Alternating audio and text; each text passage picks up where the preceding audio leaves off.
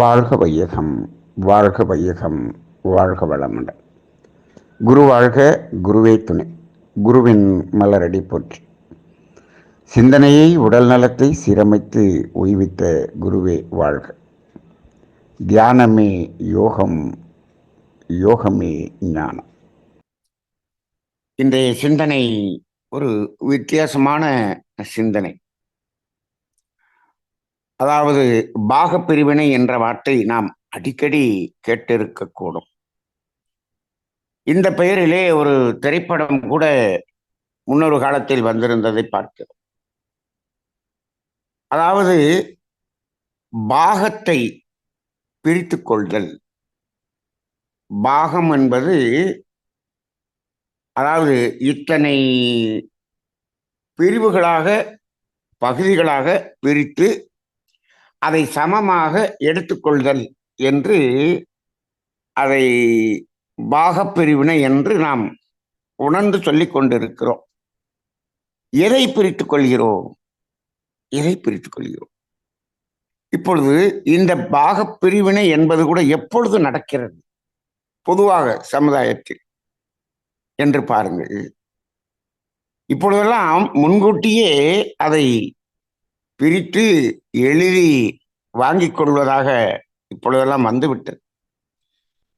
முன்னொரு காலத்தில் அவையெல்லாம் ஒருவர் மரணித்து விட்ட பிறகு அந்த மரணத்தினுடைய சடங்குகள் எல்லாம் நடந்து முடியும் போது, அந்த கடைசி சடங்கு நாட்களிலே அந்த ஊர் பெரியவர்களெல்லாம் கூடி அவர்களிடம் அவர் மரணித்தவர் என்னென்ன அந்த பொருட்கள் எல்லாம், சொத்துக்கள் எல்லாம் வைத்துவிட்டு சென்றிருக்கிறாரோ அதையெல்லாம் அவர்களது வாரிசுகளுக்கு சமமாக பிரித்து கொடுக்கக்கூடியது என்ற வேலையை செய்வார்கள். இதை ஊர் பெரியவர்கள் அமர்ந்து செய்யக்கூடியதாக இருந்தது. அந்த நிகழ்வைத்தான் பாகப்பிரிவினை என்றெல்லாம் சொல்லுவார்கள். இது ஒரு காலத்தில் ஆண் வாரிசுகளுக்கு மட்டும் இதை கொடுத்து கொண்டிருந்தார்கள். இப்பொழுது பெண்களுக்கும் அதில் உரிமை உண்டு என்று அது இப்பொழுது சட்டமாக மாற்றப்பட்டு அவர்களும் இதை பகிர்ந்து கொள்ளக்கூடிய நிலை வந்துவிட்டது. இப்போ இது ஏன் இப்படி சட்டமாக மாற்றப்பட்டது?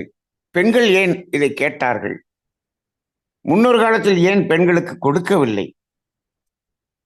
இதெல்லாம் நாம் சிந்தித்து பார்க்கும்போது இது கழிக்கப்பட வேண்டிய பாவம் என்றும், அதை கழிப்பதற்கான சூழ்நிலை இந்த சமுதாயத்தில் வெளியில் சென்று அனுபவம் செய்யக்கூடிய ஆண்களுக்கு அந்த பொறுப்பை கொடுப்பது என்று கொடுக்கப்பட்டது.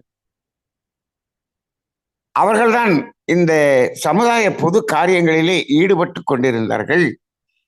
அவர்களிடம் கொடுத்து இதையெல்லாம் செய்வது என்று கொடுக்கப்பட்டிருந்தது. ஆனால் ஒரு காலத்திலே இதெல்லாம் நாம் அனுபவிப்பதற்காக நமது தாய் தந்தையர் நமக்கு சேர்த்து வைத்தது என்று ஆகிவிட்ட ஒரு காலத்திலே இதை அவர்கள் மட்டும் ஏன் அனுபவிக்க வேண்டும்? அதை எனக்கும் கொடுங்கள் என்று கேட்கக்கூடிய ஒரு நிலை வந்துவிட்டது. ஆக இப்போ இவையெல்லாம் பாகம் என்று பார்க்கக்கூடிய நிலையில் இதெல்லாம் நமக்கு சேர வேண்டியது என்று ஒவ்வொருவரும் அதற்கு வழக்காடு மன்றம் சென்று வழக்குகளை நடத்தி கொண்டிருப்பதை பார்க்கிறோம். அந்த சிவில் கோர்ட் என்று சொல்வார்கள். அது முழுவதும் இந்த சொத்துக்கள் சார்ந்ததாகத்தான் இருக்கிறது. அவ்வளவு வழக்குகள் இப்பொழுது நடந்து கொண்டிருக்கிறது. அப்போ இவையெல்லாம் எனக்கு அதிகமாக இருக்கிறது, உனக்கு அதிகமாக இருக்கிறது, எனக்கு குறைவாக இருக்கிறது என்ற அடிப்படையை வைத்துக்கொண்டு அங்கு சண்டையிட்டுக் கொள்வதை பார்க்கிறோம். ஆனால் இப்ப இவை எல்லாம் ஒருவர் தனது வாழ்நாளில் தனது உடல் உழைப்பாலும் அறிவின் திறனாலும் பெற்ற பொருளை வைத்தே வாழ்வது என்பது ஒன்று இருந்தாலும் அதற்கு மேல் வரக்கூடியதை ஈகை செய்து அதை புண்ணியமாக மாற்றி அந்த கர்ம வினைகளை கழித்து பிள்ளைகளினுடைய அந்த கணத்தை குறைத்திருக்க வேண்டும். அது அவ்வாறு செய்த பிறகும் தனது வருங்காலத்துக்காக வைத்திருந்த அந்த பொருள் இருக்கிறது அல்லவா, அதில் மீதம் இருப்பதை இவர்கள் பிரித்துக் கொள்வது இப்படித்தான் இருந்திருக்கும். ஆனால் இப்பொழுது அந்த ஈகை என்பது குறைந்து விட்டது. அப்படி ஈகை செய்த காலத்தில்தான் நிறைய சொத்துக்கள் கோவில் பெயர்களிலும் மடத்தின் பெயர்களிலும் அவர்கள் எழுதி வைத்ததையெல்லாம் பார்க்கிறோம். இப்போ நமக்கு ஒரு பழமொழி ஒன்று நடைமுறையில் இருக்கிறது. என்ன என்று சொன்னால், சிவன் சொத்து குலம் நாசம் என்று சொல்லுவார்கள். சிவன் சொத்து குலம் நாசம் என்பதை இப்பொழுது எப்படி எடுத்துக்கொள்கிறார்கள் என்று சொன்னால், சிவன் கோயிலிலே சென்று எதை வாங்கினாலும் அதை வீட்டுக்கு கொண்டு வரக்கூடாது. திருநீர் வாங்கினால் கூட அந்த திருநீர் பூசியது போக மீதத்தை அங்கேயே போட்டு விட்டு வர வேண்டும் என்று அங்கு அந்த சில்வர் கிண்ணங்கள் எல்லாம் வைத்திருக்கிறார்கள். இன்னும் சில பேர் சொல்லுவார்கள், சிவன் கோயிலில் சென்று அந்த பிரகாரத்தை சுற்றிவிட்டு கீழே அமர்ந்து எந்திரித்தால் அந்த மண் ஒட்டி இருக்கும். அதில் ஒட்டி இருக்கக்கூடிய அந்த சிறிய கற்கள் மண்கள் அவற்றோடு வீட்டுக்கு வந்து விடக்கூடாது, அதை நன்றாக உதறி தட்டி விட்டு வாருங்கள் என்று சொல்லுகிறார்கள். சிவன் சொத்து என்பது இதுதான் சிவன் சொத்து என்று நினைக்கிறார்கள்.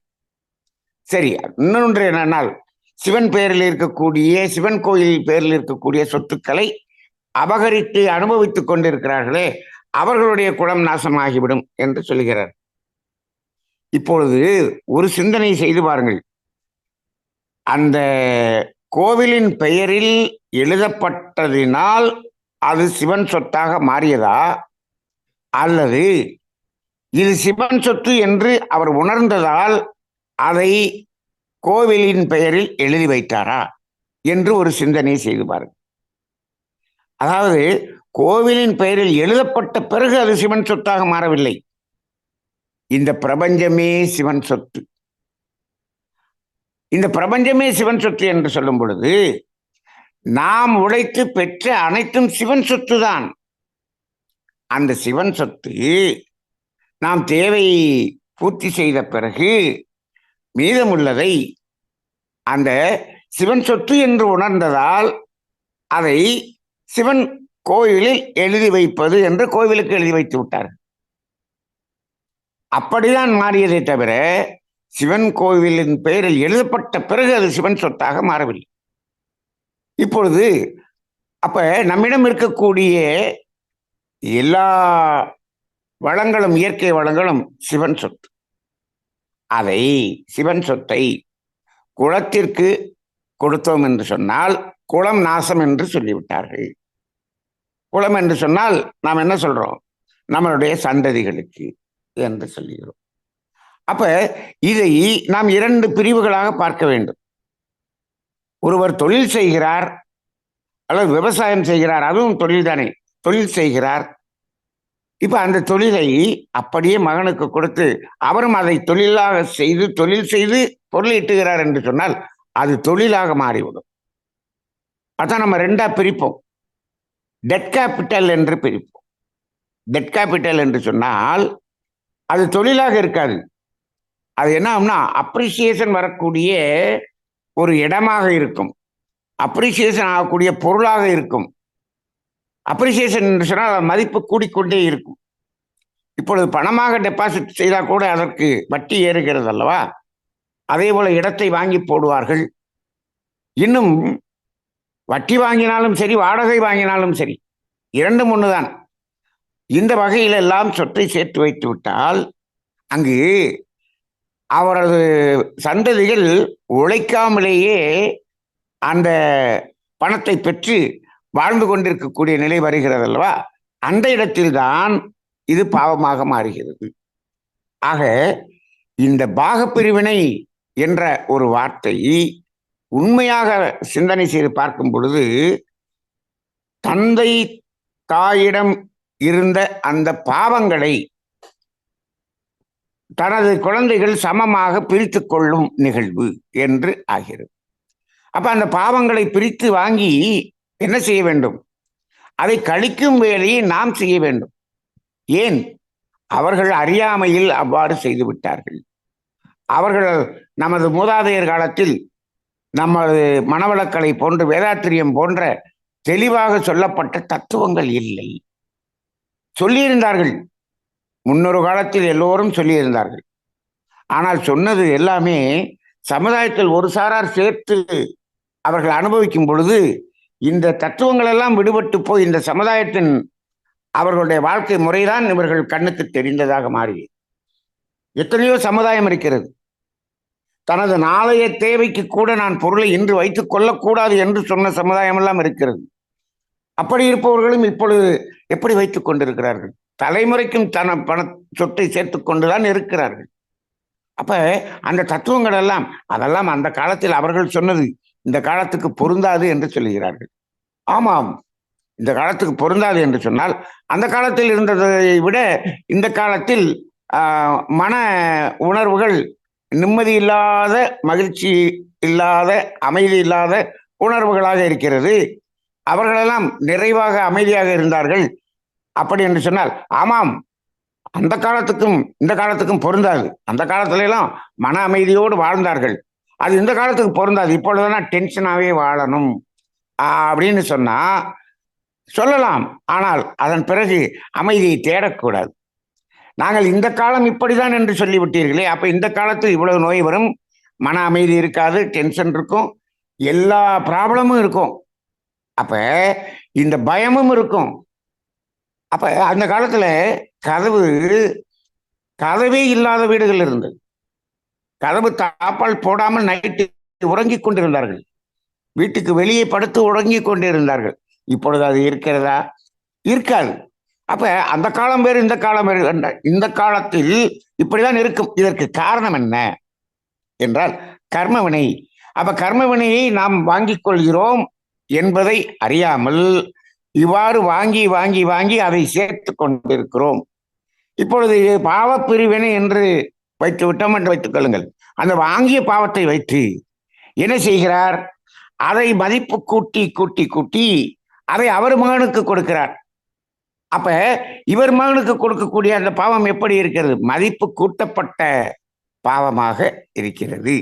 அப்படி அந்த மதிப்பை கூட்டி கூட்டி கூட்டி அந்த பாவத்தினுடைய திணிவை கூட்டிக் கொண்டே செல்கிறோம். அப்ப தலைமுறைக்கு தலைமுறை மனிதனிடம் அமைதி, ஆரோக்கியம், நிறைவு என்பது இல்லாமல் ஆகிவிட்டது. தூக்கம் இல்லாமல் கஷ்டப்படுகிறான். இப்பொழுதெல்லாம் சாகும் வரை மாத்திரை சாப்பிடக்கூடியவர்கள் நிறைய ஆகிவிட்டார்கள். ஆக இந்த துன்பங்களுக்கெல்லாம் காரணம் இந்த பாவ பதிவுகளினுடைய திணிவு கூடியதுதான் காரணமாக இருக்கிறது. இது அதிகமாகும் போது ஒரு காலகட்டத்தில் இதை ஓரளவுக்கு குறைத்துக் கொள்வதற்காக இயற்கை சீற்றம் எடுக்கிறது.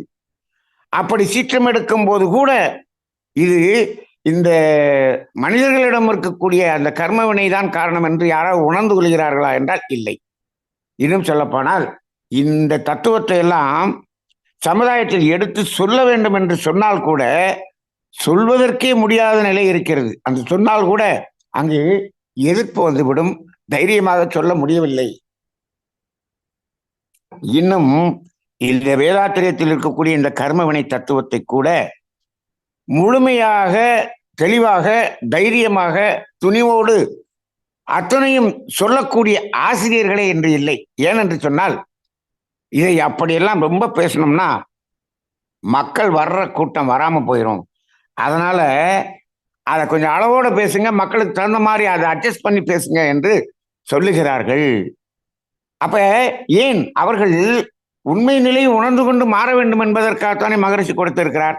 இல்லை, நமக்கு இவர்கள் வர வேண்டும், அவர்கள் நன்கொடை கொடுக்க வேண்டும். அப்போதான் நாம கட்டி வச்சிருக்கிற கட்டடத்துக்கு கரண்ட் பில்லு கட்ட முடியும், வாட்ச்மேனுக்கு சம்பளம் கொடுக்க முடியும். முதல்ல இந்த கட்டடத்தை மெயின்டைன் பண்றதுக்கு வேணுமே. அப்ப நம்ம தத்துவத்தை முழுசா சொன்னோம்னா கட்டடத்தை மெயின்டைன் பண்றதுக்கே காசு வராம போயிருமேப்பா அப்படின்னு சொல்லக்கூடிய நிலை வந்தது. ஆக இப்ப நம்ம தத்துவங்களை எல்லாம் கட்டடமாக மாற்றி வைத்து விட்டு கட்டடத்தை மெயின்டைன் பண்ணி கொண்டிருக்கிறோம். உண்மை அது அல்ல.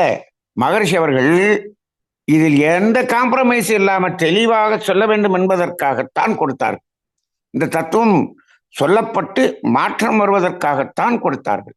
ஆக இப்பொழுது இது பாவ பிரிவினை என்பதை உணர்த்தி விட்டோம் என்று சொன்னால், இந்த கோர்ட்ல இருக்கக்கூடிய சிவில் கோர்ட், அந்த சிவில் கேசஸ் அதுல 75 to 80% வித்ட்ரால் ஆயிரும் அல்லவா? அப்ப ஏன் இதை செய்யக்கூடாது? அது மட்டுமல்ல, இந்த தத்துவம் இங்க இருக்கக்கூடிய பெரிய பணக்காரர்கள், அரசியல்வாதிகள் இவர்களுக்கெல்லாம் உணர்த்தப்பட்டு விட்டால் இந்த சமுதாயம் எப்படி இருக்கும், இந்த நாடு எப்படி இருக்கும், இந்த ஆட்சி முறை எப்படி இருக்கும்? இந்த பிரச்சனைகள், இன்னைக்கு இருக்கக்கூடிய அத்தனை பிரச்சனைகளும் இல்லாமல் போய்விடும் அல்லவா? அத்தனை பேரும் சொத்து சேர்ப்பது என்பதை சொல்லிக் கொண்டிருக்கிறார்களே. அப்ப இப்ப இந்த கர்மவினை என்ற இந்த பாவத்தை சேர்ப்பதில் நீ பெரிதாக சேர்க்கிறாயா, நான் பெரிதாக சேர்க்கிறேனா என்பதில் போட்டுக்கொண்டு சேர்க்கக்கூடியதாக நாம் பார்த்து கொண்டிருக்கிறோம். அந்த அடிப்படையிலே இது பாகப்பிரிவினை அல்ல, பாவ பிரிவினை. பாவத்தை சேர்த்து சேர்த்து சேர்த்து வைத்து நமது குழந்தைகளுக்கு கொடுத்து செல்கிறோம். குழந்தைகள் நிம்மதி இல்லாமல், ஆரோக்கியம் இல்லாமல் வாழ்கிறார்களே என்று பார்த்து அதிலும் வேதனைப்படுகிறோம். அதற்கு காரணமே நீங்கள் தானே, நீங்கள் கொடுத்தது தானே என்ற நிலையை நாம் இப்பொழுது சமுதாயத்தில் பார்த்து கொண்டிருக்கிறோம். இந்த தெளிவு இந்த சமுதாயத்துக்கு கொடுக்கப்பட வேண்டிய தெளிவு, இது உணரப்பட வேண்டிய ஒரு தத்துவம். இதை அனைவருக்கும் பகிர்ந்து இதை உணரச் செய்வோம். ஓரளவுக்கு இதில் நாம் மாற்றம் அடைந்து, இதில் முழுமையாக மாற்றம் அடையவில்லை என்று சொன்னாலும் இதை உணரும் பொழுது சிறிதளவேனும் மாற்றம் வரும். சமுதாய உணர்வு என்பது சிறிதளவேனும் வரும் என்ற அடிப்படையில் இந்த தத்துவத்தை நாம் அனைவருக்கும் பகிர்ந்து இந்த சமுதாயத்துக்கு தொண்டு செய்வோம். வாழ்க வளமுடன்.